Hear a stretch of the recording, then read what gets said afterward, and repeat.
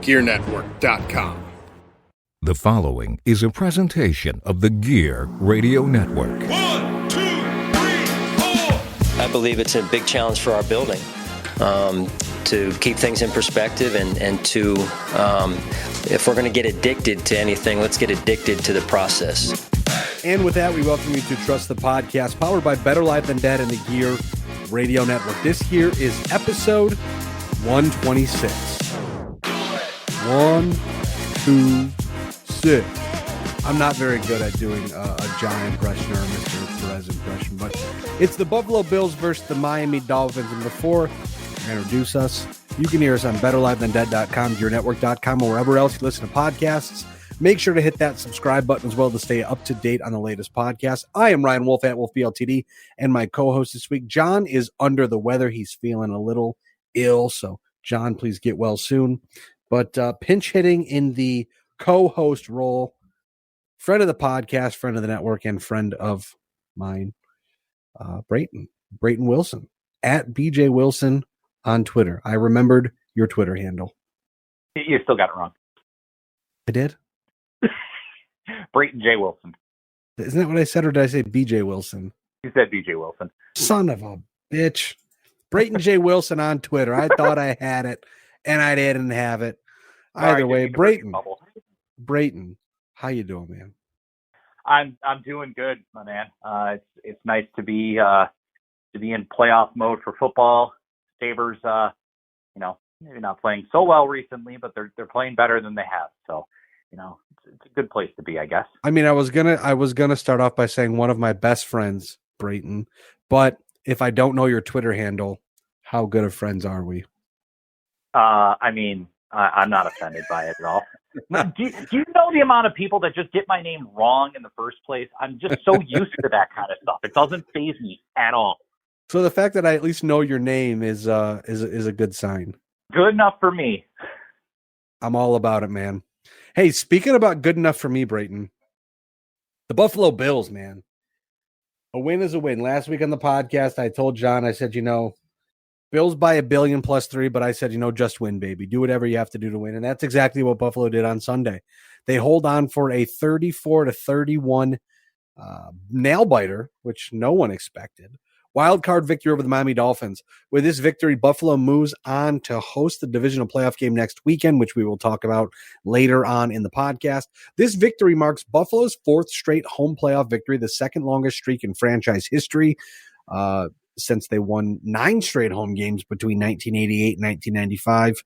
Those seasons were pretty dope for home playoff victories. Sean McDermott becomes the second head coach in Buffalo history to win his first 4 home playoff games, joining Marv Levy, who, no big deal, won his first 9 home playoff games. So just Brayton, before we jump into the 3 big things, your thoughts on Sunday's game. Like I said, it seemed like a blowout from the start, ended up being a lot closer than anybody in Buffalo really wanted it to be. Yeah, you want to talk about a game being a roller coaster ride. The Bills-Dolphins wild card game was, I think, the pure definition of a roller coaster ride. You're starting off real high, real strong. You feel like it's going to be a blowout. Second quarter comes along, things fall to pieces. The Dolphins score 17 unanswered to tie. They eventually take the lead in the third quarter, and I think a lot of people in the stadium and a lot of people on Twitter and at home were thinking, oh no, this is not going to end well. Then they get the nice interception from Kyer Elam. They retake the lead, and from there, it was just nail biting. So, I thought that the playoff game, from my perspective, being at the stadium that afternoon, the energy was high. The tempo was really good, and it was a lot of different emotions feeling that game. There were frustrations. There were, oh my God, this team is, the best. Nobody can stop us. And then it's like, oh, I guess there's some concerns. So a little bit of everything, a little bit of highs and lows, but, they get a win. And as Josh Allen said in the postgame, at this point of the season, you find any way to win possible, and you go from there. It's a week-to-week league at this point, and the Bills got the job done, and now it's on to Cincinnati. Looking ahead at our three big things here, brought to you by puckluck.com, your one-stop resource for all of your National Hockey League sports betting action. Puckluck provides win percentages and score projections for each and every National Hockey League game to tilt the ice in your favor. Not sure what to bet or just in a rut? Not to worry. Puckluck also provides expert picks to get the puck bouncing your way. Please note, puckluck.com, no way affiliated with the National Hockey League, its teams, or the NHLPA. Puckluck.com provides data related to gambling and cannot guarantee the success of any suggested or related wagers. As always, please gamble responsibly. Now, running down the offensive stats here as my microphone decides to take a tumble here. Josh Allen was 23 of 39 on Sunday, 352 yards, 3 touchdowns, 2 picks, and 4 rushes for 20 yards. Brayton, he sets a new Bills career record with his fourth 300-plus passing yard performance in the playoffs, breaking a tie with Jim Kelly, who had 3. Allen also becomes the 4th NFL quarterback aged 26 or younger to tally at least 15 passing touchdowns in the playoffs, joining Patrick Mahomes with 28, Bernie Kosar with 15, and Ben Roethlisberger also, who had 15 by the age of 26 or younger. Allen also sets the NFL record with his 11th consecutive game, regular season, and playoffs versus a single opponent with 2+ passing touchdowns. Allen surpassed Dan Marino's record of 10 straight games of the ilk against the Jets. Josh Allen also joined Hall of Famer quarterback Kurt Warner, who did it in 2008 and 2009, as the only players to have 12+ passing touchdowns over a 3-game span in the playoffs since at least 1970. Josh Allen also joins Matt Ryan as the only quarterback in NFL history with at least 300 passing yards and 3 touchdown passes in 3 consecutive postseason games. Now, Brayton, while there's good stuff, there's also bad stuff to discuss. The 2 interceptions, which after talking with some of my friends who understand the all 22 and understand all that fancy stuff, all the analytics of football talk, whereas obviously, I like to be analytical in hockey, but in football, I like to try to understand some of it, but a lot of it's just, watching the game and dissecting it from there. But a lot of people are hard on Ken Dorsey, but a lot of it seems like Josh Allen might have been pressing a little too much on Sunday. After the Bills took their big lead, it's almost like they abandoned the rush and just kept going for the throat. The first interception that Josh Allen threw was a deep ball to John Brown, which John Brown did appear to pull up and slow down his route, which ended up being looking like it was the cause of the interception.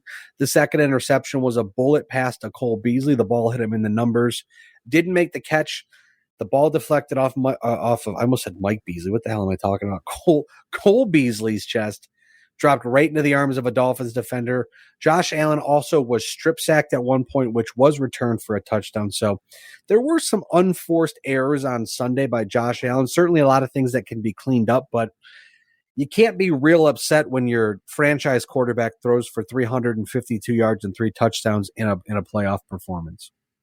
Yeah, I mean, it was kind of weird with Josh Allen on Sunday. He looked dominant at times, looking like he can sling the ball no problem. And, the Dolphins were vulnerable. They were getting beat on some of these routes. And, Josh Allen has that confidence to be able to throw the ball deep. But the thing that kind of perplexed me was it almost seemed like Ken Dorsey was almost scheming where he was trying to, and I could be completely wrong here, and it's not the first time I've been wrong, but the way it almost seemed like was that Josh Allen was told, or maybe almost told, or just maybe kind of directed, like the first route that you should be looking at is the vertical route, the deep vertical route. And if you can make the throw and see what happens.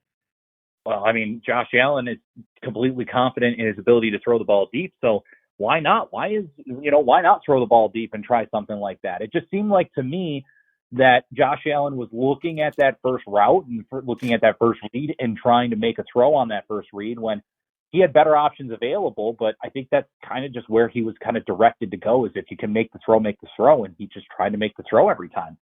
So watching that from being at the stadium certainly was kind of irritating and perplexing at times because, especially in the fourth quarter on the one drive where they tried to go twice deep to Gabe Davis, that was a situation where the best thing you could do at that time is try to run the clock as much as possible, whether it's turning to the run game or turning to the short passing game. And another thing that was kind of perplexing about that game was, early in the game, they were throwing those shorter routes. They were throwing, the short to intermediate routes and having good success with it. And then they almost kind of abandoned it, looking more for those vertical routes, those long, deep shots where Allen hit a couple and then, had a couple of drops and then missed a couple. So, including the one interception that he threw to John Brown.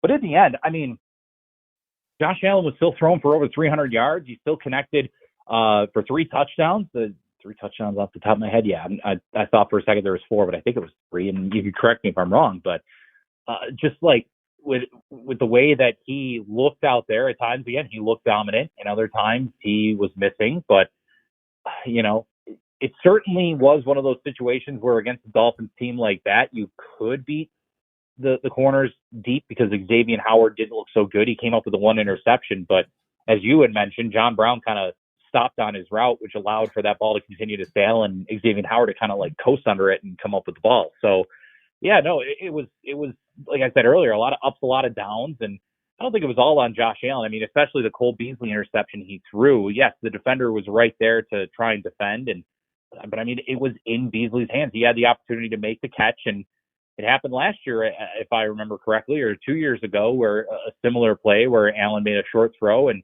it was in and out of the receiver's hands, into the hands of the defender, and the defender was in the end zone for a touchdown. So certainly it's interesting to see where they kind of go from here as they prepare for the Bengals. But when you look back at the game against Miami, there are some concerns with maybe not running the ball as much as maybe you should have. But in the end, they still did enough to put up 34 points, which is very impressive in a playoff game, and get a win. So I agree with you on that. Looking back at it, the one thing that I thought was pretty funny is that someone on Twitter pointed out, and I do apologize, I don't recall who it was, saying that the Buffalo Bills game plan seems like a 12-year-old on Madden was calling the game because, again, it was just pretty much, the Rex Grossman, F it, I'm going deep mindset, which, again, it was a rough day for the Buffalo Bills offensive line. They allowed 7 sacks of Josh Allen. Some of them were, rushes that didn't get back to the line. But then again, it's still, you cannot have Josh Allen getting sacked 7 times. The other thing, too, that was very interesting is somebody pointed out on Twitter that, and again, I apologize, I should have taken a note on this one, but essentially people aren't afraid. The Dolphins showed on Sunday that they are not afraid of the Buffalo Bills receiving core. And that really reflects on Brandon Beane and the coaching staff, because they've got Stephon Diggs and Gabe Davis. Who else stands out? Cole Beasley, who they signed off of his couch a couple weeks ago. John Brown, who they signed off his couch a couple weeks ago. It's like, okay, Khalil Shakir stood out. He did have a drop, a very big drop in the game. But the one thing that I look at is, while the Buffalo Bills running backs, Devin Singletary and James Cook combined for 22 carries. The Bills with Josh Allen combined for 26 carries, 107 yards. So they had a relatively productive day on the ground, but it just seems like they weren't throwing the ball short. They weren't dumping down to receivers and putting the ball. The one thing that I get frustrated with now that we've seen John Brown kind of step up James Cook step up and step out in the backfield and get that confidence and show that ability to break a tackle or make a guy miss or make 2 guys miss and get a handful of extra yards. It's not so much about getting downfield as it is just killing the clock, because the Bills can go down and the Bills can score at will, but if they're putting the opposing team in positions where the opposing team has a short field or there's a turnover or whatever the situation is, you're putting your defense at a disadvantage, which, yes, we'll talk about the defense here in a minute. They played very well despite 31 points being allowed, because, again, you can only ask for so much in a shortened field with your defense, especially when it happens multiple times in a game. But I do want to highlight, Brayton, real quick, the wide receivers, and then obviously Dawson Knox as well. Stephon Diggs, 7 receptions on 9 targets for 114 yards. Diggs now has 4 career 100-plus receiving yard games in the postseason, 3 with the Bills. He becomes the second Bill in team history with 3 or more such games, joining Andre Reed, who had 5 in his career. Wide receiver Gabe Davis had 6 receptions on 9 targets for 113 yards and a touchdown. He is now tied with James Lofton for the second most receiving touchdowns in team playoff history, which is 6. Andre Reed is the all-time franchise leader with 9 playoff receiving touchdowns. Also, tight end Dawson Knox had 3 receptions on 5 targets for 20 yards and a touchdown. He's the 5th Bill with 5+ career receiving touchdowns in the playoffs, joining Andre Reed with 9, as we mentioned. Gabe Davis and James Lofton, as we mentioned, with 6, and Thurman Thomas, who has 5 career receiving touchdowns in the playoffs. Also, Knox has caught a touchdown in each of his last 5 games. The only tight end since 1970 with a longer streak of games with 1+ receiving touchdown within a single season, including playoffs, are Travis Kelce and Rob Gronkowski. So not bad company to be lumped in with for sure. But Brayton, I want to get your thoughts on the defense. And we're going to wrap up the defense here in our second of the 3 big things.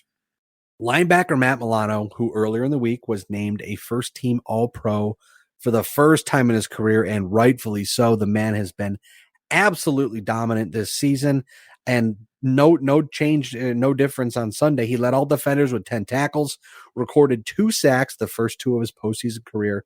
He had 2 tackles for loss and 3 quarterback hits. Brayton, he also just so happens to be the first linebacker in franchise history to record 2 sacks in a playoff game. No big deal. Yeah, no, Matt Milano, I mean, has proven this year that he deserves the respect of being the first-team All-Pro, as he was named by the Associated Press. I mean, he was everywhere on the field. You know, his game hasn't been perfect this year. I mean, he had one glaring missed tackle in that game, but aside from those once-in-a-while missed tackles that he has, or he makes a bad read, I mean, he's just so good in coverage. He's so good reading plays and getting into the backfield and making these huge plays that stalls out drives or just kind of stops the momentum right in its tracks. I mean, he has been such an integral part of that defense. And I think it truly shows that he is kind of looked at in the defense. I know Tremaine Edmonds gets a lot of credit for being a leader right down the middle, but I think a lot of people look at Matt Milano as the guy that is kind of the momentum swinger for that defense. He's the one that's looked upon to make those big plays, make those big tackles, come up with a pick, come up with a strip, fumble or something like that. I mean, it just shows in the way that, you know, he got honored this past week by the Associated Press as a first-team All-Pro. You know, he deserves that respect. He deserves the honor, and hopefully it continues to carry over to years to come for a linebacker that, I mean, is a 5th-round pick. I don't think the Bills exactly expected Milano to develop into the type of player he is, but they certainly got a gem in the 5th round. So looking as well defensively, safety Dean Marlowe recorded an interception in his first career start in a playoff game, which Dean Marlowe mentioned after the game. He was actually in the wrong place at the right time. He I don't know if he said he missed a read or if it was just a broken play or whatever, just happened to be in the path of the ball. And he's filling in for Damar Hamlin, which obviously we've also had some good news on that front. He's been at the facility this week almost every day, they've been saying, which he's trying to get back into the swing of things. We don't know yet, Brayton, if he'll be at the game on Sunday, but obviously that would be beyond huge to see that happen. But I mean, what are the odds of things working out? Like we always talk about on the podcast, Brayton, it's better to be lucky than to be good sometimes. And I think in this case of the Buffalo Bills, just ho-hum acquiring Dean Marlowe at the trade deadline to get some depth because they weren't sure what was going to happen with Micah Hyde, because obviously at the time they thought Micah Hyde was out for the year. So at this point, you know, Damar Hamlin gets hurt, and then they're like, okay, well, we've got a guy who's played in the system before who understands. They start him in the first playoff game this year, and then he gets a huge interception. Speaking of big interceptions, though, man, Kaiir Elam stepped up and stepped out on Sunday. Cornerback. He is the first Bill with an interception in his playoff debut since Antoine Winfield on January 8th, 2000 at Tennessee. That's all we're going to mention about that game. But Kaiir Elam was all over the field on Sunday, making big plays, including the final pass breakup, which secured the victory for the Buffalo Bills. I mean, Elam has had a roller coaster rookie season, which has included successes, failures. He was at one point benched, but something about just getting to this point of the season, Kaiir Elam seems to have learned something, because he's looked really good on the field on Sunday. And if the Buffalo Bills have plans on beating the Cincinnati Bengals this coming up Sunday, they're going to need another very big game from Kaiir Elam. 100%. You know, it's nice to see that a rookie like Elam finally starting to come into his own the way he kind of did on Sunday in that playoff game. You know, excuse me. Dane Jackson originally got the start, and of course he left with a knee injury, so Elam had to come in. And yes, there's been some, I don't want to really say just maybe trust issues is the right word, maybe it isn't the right word. I'm not entirely sure, but you know, there are times where a rookie cornerback such as Elam maybe doesn't get looked at the same way as a guy like a third-year guy like Dane Jackson has. So, you know, obviously Dane Jackson goes out there, he gets hurt, Elam comes in, and he performed very admirably, and he got the key interception that really flipped the tide here for the Bills in that third quarter. They were the building was quiet. There was not much really going on. The next thing you know, the interception happens, and it's like, okay, we got ourselves a new ball game. And then he comes up with that big play at the end of the game to bat the ball away and give the Bills a chance to essentially run out the clock and kneel the clock down to 0. So, yeah, no, it's nice to see that he's finally coming along. It's really been nice to see him really develop throughout the year, especially when a guy like Christian Benford was playing so well to start the year.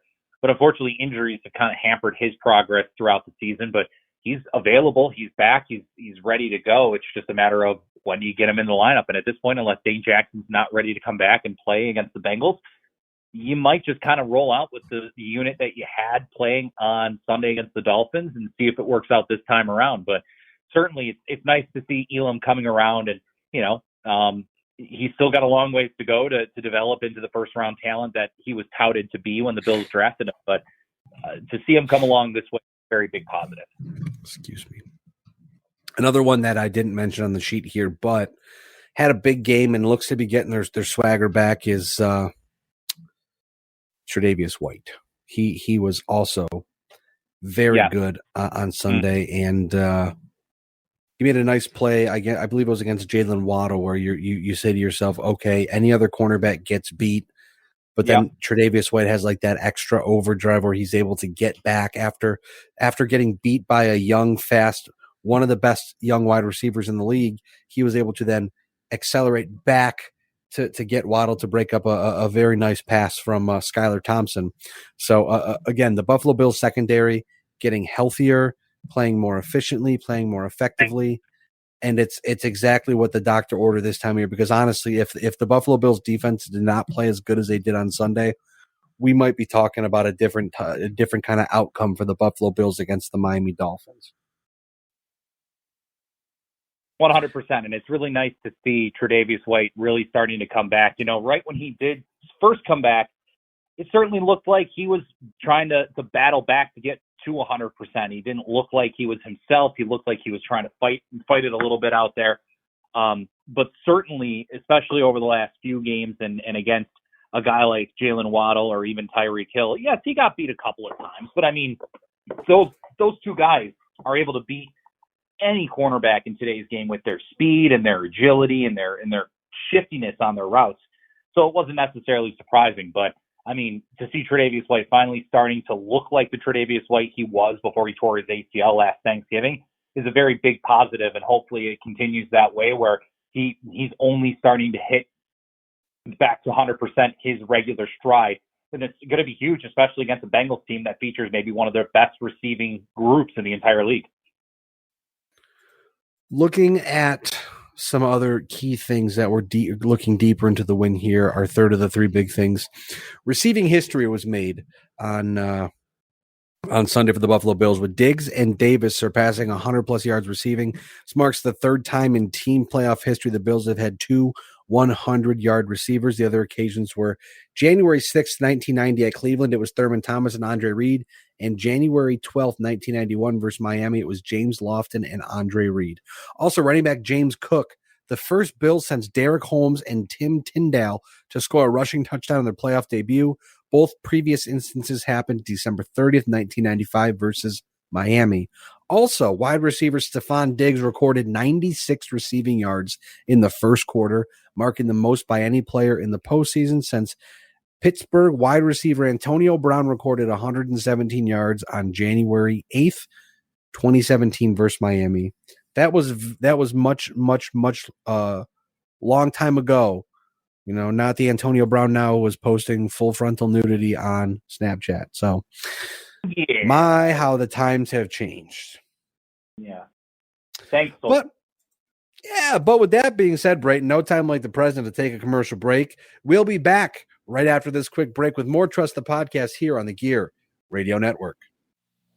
1, 2, 3, 4. And we are back here on Trust the Podcast. Brayton, our look ahead.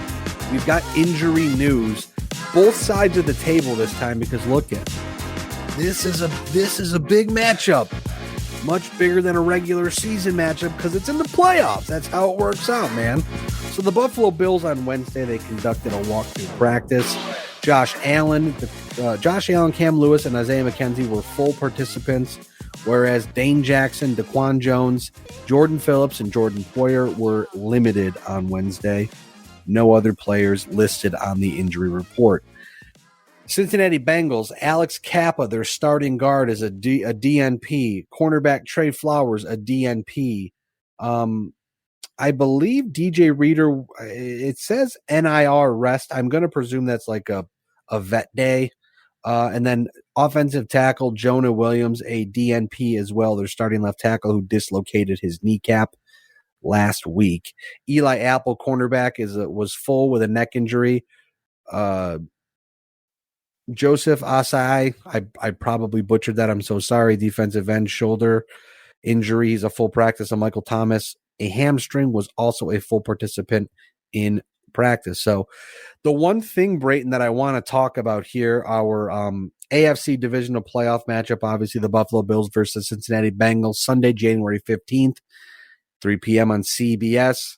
Cincinnati has not lost a football game since a 32-13 loss to Cleveland on November 1st, 2022. Last week, the Bengals are coming off of a 24-17 victory over Baltimore on Super Wild Card Weekend. But Brayton, here's the big thing. We talked about injuries. We're going to talk about them a little more here.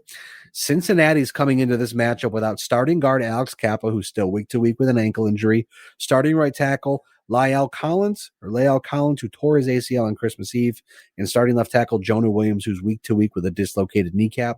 Joe Burrow ended up being sacked 4 times last Sunday. So the opportunity is there for the Buffalo Bills defense to take over the Cincinnati Bengals offense. But before we get too far, what are your thoughts on this matchup coming up on Sunday? Well, certainly it's arguably a matchup of the two best teams, not only just in the AFC, but in the NFL. I mean, the Bengals defense certainly is one that could defend really well. They're not really known to be one of the top units overall, but they certainly can hold their own. And obviously, Joe Burrow, maybe one of the most cool, composed quarterbacks that the league has seen in some time. And he's got plenty of options around him, whether it's, at wide receiver with Jamar Chase, Higgins, Tyler Boyd, tight end with Hayden Hurst, or even in the backfield with Joe Mixon and Samaje Perine. So certainly it is going to be a pretty decent head-to-head matchup that we're going to be seeing here going forward on Sunday, because, it's two teams that we were hoping to see in Week 17, obviously, until the Damar Hamlin medical emergency had halted things completely. But certainly, this matchup in Orchard Park, I think, could be touted as maybe the game of the year, especially in a high-stakes matchup like the playoffs. I mean, looking at the matchup, I do agree with you, especially with what happened with Damar Hamlin just a few weeks ago. I think it makes this matchup only that much more anticipated, because obviously it was being touted as one of the greatest Monday Night Football games we've ever seen, just based off of records alone. But now everything's on the line. It's the cliche, win or go home. But you're going to get the absolute best out of both teams, which both teams, despite winning last week, did not play great. I mean, Baltimore gave up what would have been the go-ahead touchdown, or they gave up the go-ahead touchdown in an attempt to score what would have been the go-ahead touchdown, because for some reason their backup quarterback, they said, go over the top and we're going to shove you, which those two things aren't don't go together. If you're going to run at the pile, you push them. If they're going to jump, you don't push them, because then you have situations like this where you fumble the ball and it's returned for a touchdown, which I believe is the longest return touchdown in postseason history or wild card history or something crazy like that. I think it's something like it's one of the longest, but it might be the longest football or fumble recovery for a touchdown, maybe. Either way, both of these teams easily could have lost last Sunday. So I have to think that we are going to get two very sharp teams this Sunday afternoon in Buffalo at Highmark Stadium. The ESPN Analytics matchup predictor has 65.5% for Buffalo, 35.5% for Cincinnati. I just had to make sure I got that in there for John. Looking at the matchup, though, I mean, I think both offenses will ultimately ball out. If Buffalo has a disappearing act again for a quarter and a half, may not turn out well for the Buffalo Bills, but I would have to think, if anything, and it's been preached a little this week by the Bills themselves and by the Bills coaching staff, is to kind of slow things down a little and take what you can get. Don't try to push for more. If it's a check down, take the check down. If it's a slant, take the slant. If it's a deep ball, take the deep ball. But don't try to force it, because again, you don't want to give a team like Cincinnati any extra possessions, because most likely they'll score on you, and that's how a game gets out of hand real quick. So Joe Burrow, one of the best young quarterbacks. Joe Burrow, right. You're not facing Skylar Thompson this week. Exactly. One of the best young quarterbacks in the league with Jamar Chase, one of the best young wide receivers in the game. They've got one of the best receiving cores in the game, which I'm pretty sure, Brayton, you just said a few minutes ago. But again, that offensive line is beat up. So I honestly, trust your safeties, trust your cornerbacks, trust your linebackers, and unleash absolute hell with that defensive line and those defensive ends. Let Greg Russo feast. Let Boogie Basham, who had a good game against the Dolphins, let him feast. Let AJ Epinesa feast. Let's see what happened and see what that Cincinnati Bengals offensive line is made up of. Because again, the Buffalo Bills at 13-3 this year in the regular season have been able to adjust relatively well. Whether it's adjusting after the first drive or adjusting at halftime, it seems like they've always been able to answer whatever has been thrown at them. Even in losses, they've been able to answer what's been thrown at them. But again, this game has no discounting the Kansas City Chiefs, but I feel like whoever wins this game is probably representing the AFC in the Super Bowl.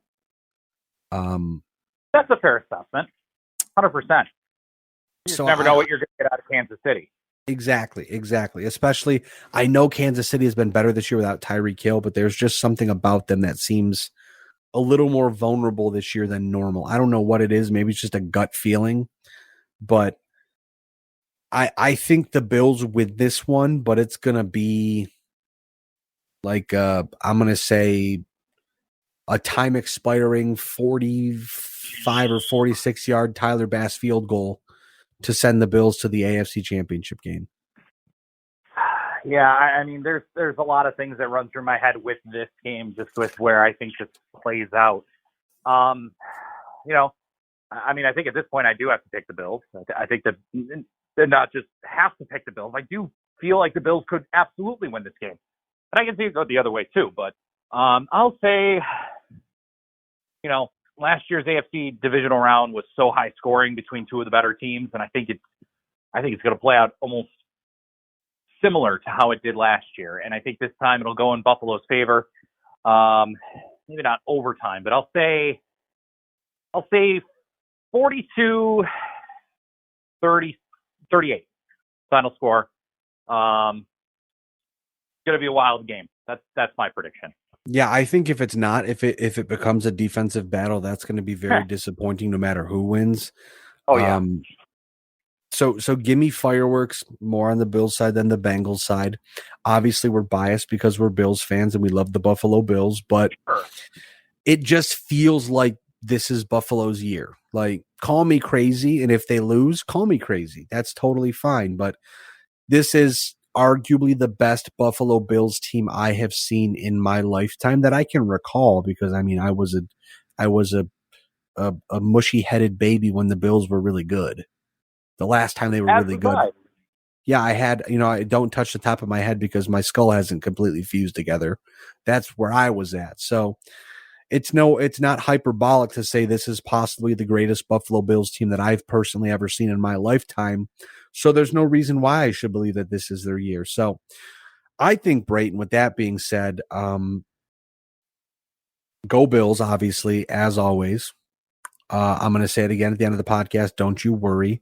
But Brayton, also the one thing I want to mention, what Von Miller did in the locker room, bringing in a Lombardi trophy just to remind everybody what they're fighting for.